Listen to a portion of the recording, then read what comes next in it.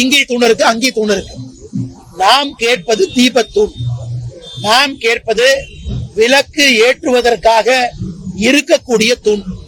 அந்த தூண் தீபத்தூண் மேல 2 லிட்டர் அளவுக்கு மேல நெய் ஊத்தலாம்.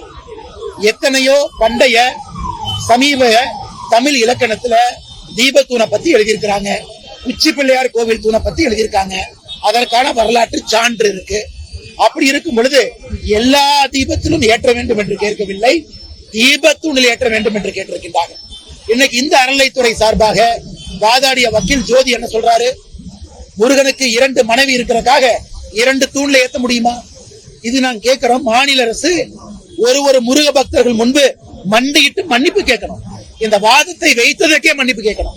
முருகனுக்கு 2 மனைவி இருப்பதற்காக 2 தூணிலை ஏற்ற முடியும் என்று அறநிலைத்துறை சார்பாக வாதாடி இருக்கக்கூடிய ஜோதி சொல்றாருன்னா, எங்களை பொறுத்தவரை திமுக அரசுடைய கருத்தாகத்தான் நாங்க பார்க்கிறோம். திமுக கிளாரிஃபை பண்ணணும் அவர்களுடைய கருத்தா. அதனால் எல்லா தூணும் கேட்கல, தீபத்தூண் தான் கேட்கிறாங்க.